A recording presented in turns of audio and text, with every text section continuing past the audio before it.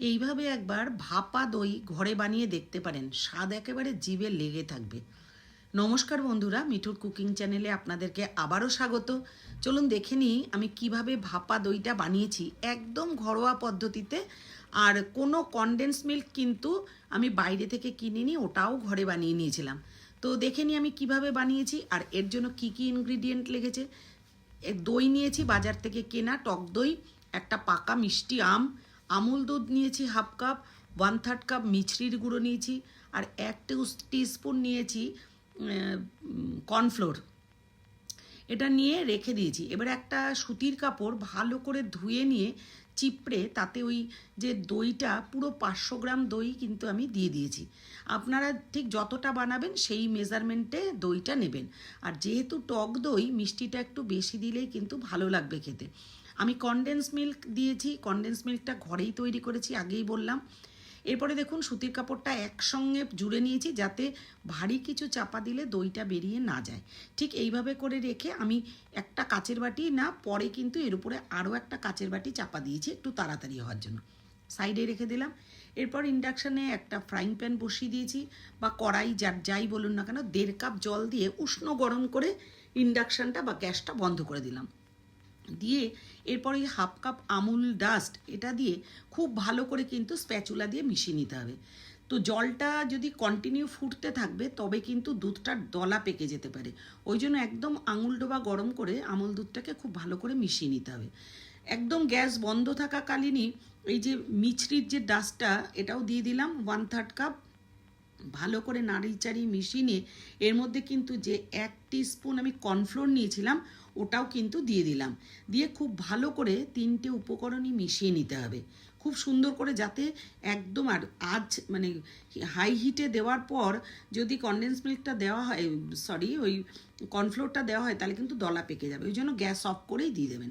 ভালো করে মিশিয়ে কিন্তু কন্টিনিউ জ্বালাতে হবে।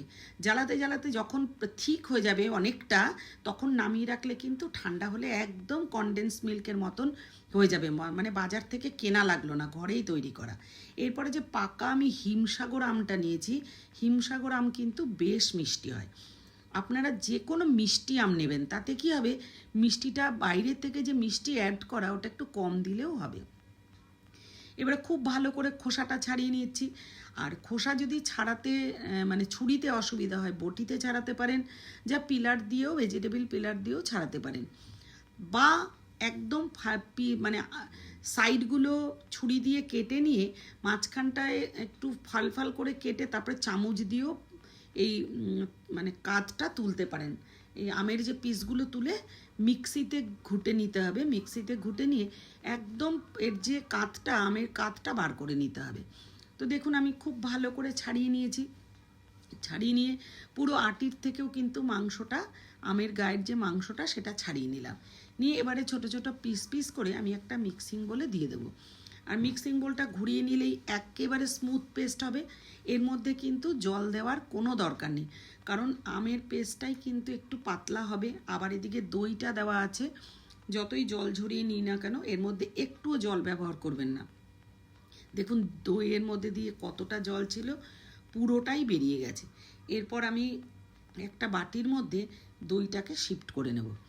তো দইটা দেখুন কতটা মানে একটা মানে ঠিক হয়ে গেছে, জলটা আর নেই।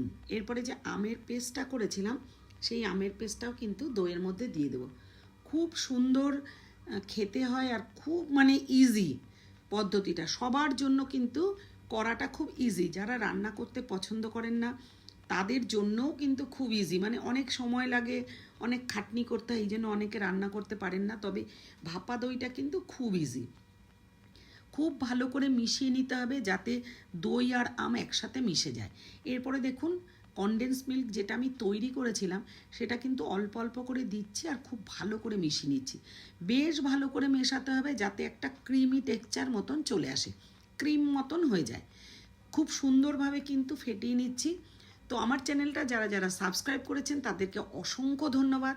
যারা এখনও সাবস্ক্রাইব করেননি, যদি আমার ভিডিও ভালো লেগে থাকে তো অবশ্যই সাবস্ক্রাইব করে আমার পাশে থাকবেন। আপনাদের ভালোবাসা আমার এগিয়ে যেতে অনেক সাহায্য করবে, মানে নতুন নতুন ভিডিও করার জন্য উৎসাহিত হব আমি। তো এরপর একটা বাটার পেপার দিয়েছি, চাইলে আপনারা এমনি সাদা পেজ যে ঘরে থাকে অঙ্ক খাতা যেটা বলে সেই পেজটাও কেটে দিতে পারেন।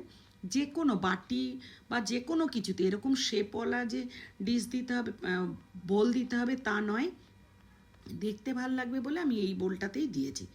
পুরোটা দিয়ে একটু ঝেঁকে সেট করে নিয়ে আর স্পুন দিয়ে কিন্তু খুব ভালো করে ছড়িয়ে সুন্দর করে একটু সেট করে রাখলাম। এরপর একটা কড়াই প্রথমে বসিয়ে দেব, দিয়ে তাতে একটা আমি ঢাকনা দিয়েছি। তার আগে কিন্তু ওই যে সেট করে নিলাম তার মধ্যে একটা ফয়েল পেপার দিয়ে ঢাকা দিয়ে দেবো। কেন ফয়েল পেপার দেব? যাতে এই যে স্টিম করতে দেব জলটা এর মধ্যে না পড়ে, না যায়, এই জন্য ফয়েল পেপার দিয়ে ভালো করে মুড়ে দেব। এরপর কিন্তু মানে ইন্ডাকশানে আমি একটা কড়াই বসিয়ে নিয়েছি, নিয়ে একটা টিফিন বাটির ঢাকনা দিয়ে প্রথমে প্রিহিট করে নেব, ভালো করে গরম করে নিয়ে আমি কিন্তু পরে এখানে জাস্ট ঢাকনা ডোবা জল দিয়ে দিয়েছিলাম। এরকমভাবে প্রথমে বসিয়ে দিয়েছি, মানে 30 সেকেন্ড মতন এমনি শুকনো অবস্থায় ঢাকা দিয়ে রেখেছিলাম। 30 সেকেন্ড পর কিন্তু ঢাকা তুলে জল দিয়ে দিয়েছি। আর এই যে ঢাকনার গায়ে যে কড়াইয়ের ঢাকনার গায়ে যে ফাঁকাটা লবঙ্গ দিয়ে আমি বন্ধ করেছি, আপনারা যে কোনো কাগজ দিয়েও বন্ধ করতে পারেন। দেখুন স্টিম একেবারেই কমপ্লিট। এবারে আমি কিছু আমন্ড পেস্তা নিয়েছি গুঁড়ো করে, জাস্ট উপর থেকে, মানে দেখতে ভালো হলে কিন্তু দেখবেন যে কোনো জিনিস খেতেও ভীষণ ভালো লাগে, তো গার্নিশিংয়ের জন্য দিয়েছি। দেখুন হাত দিয়েই চেক করেছি, একটু সুন্দর সেট হয়ে গেছে। ঠান্ডা করতে দেব, কারণ ঠান্ডা না হলে তো ভালোভাবে ডিমোল্ড করতেও পারবো না। এই কারণে এই যে নামিয়ে রেখে দিলাম। 2-3 মিনিট 4 মিনিট রাখলেই মোটামুটি ঠান্ডা হয়ে যাবে। আমি একটু পাখা ছেড়ে রেখেছিলাম। চাইলে আপনারা একটু ঠান্ডা করে ফ্রিজেও রাখতে পারেন, কিছুক্ষণ মানে মিনিট খানেক ফ্রিজেও রাখতে পারেন, কিন্তু আমি রাখিনি। তবে ঠান্ডা ঠান্ডা খেলে ভীষণ ভালো লাগে। দেখুন একটু হাত দিয়ে সরালেই কিন্তু বেশ ভালোভাবেই খুলে যাচ্ছে। এবার একটা ডিশের মধ্যে উল্টে দেব, দেখতে কিন্তু খুব সুন্দর হবে, যেহেতু শেপটাও একটু ভালো ছিল। তো এইভাবে হাত দিয়ে একটু ট্যাপ ট্যাপ করে তুলে নিয়েছি। আর পেপারটা উপর থেকে যে বাটার পেপারটা দিয়েছিলাম সেটা কিন্তু আলতো করে তুলে নিতে হবে। তো বাটার পেপারটা দিয়েছি বলে কিন্তু ওই বোলটার নিচে লেগে যায়নি, একদম বেশ সুন্দরভাবে কিন্তু ডিমোল্ড হয়ে গেছে। এরপর এই বাটার পেপারটা তুলে নেব, উপর থেকে যে পেস্তা বাদামটা দিয়েছিলাম সেই পেস্তা বাদামের কুচিটা দিয়ে দেবো, ছড়িয়ে দেবো। এটা কিন্তু গার্নিশিংয়ের জন্য। দেখতে অপূর্ব লাগছে, নিশ্চয়ই আপনারা আমার সাথে একমত। খেতে কিন্তু দুর্দান্ত লেগেছে। এইভাবে যদি কোনো অকেশানে করে দেন বা কেউ আসছে ভেবে যদি একদম ইজি পদ্ধতি ঘরে থাকা জিনিস দিয়েই এইভাবে ভাপা দইটা করে দেন, তাহলে মানে মানুষে কিন্তু ভীষণ প্রশংসা করবে।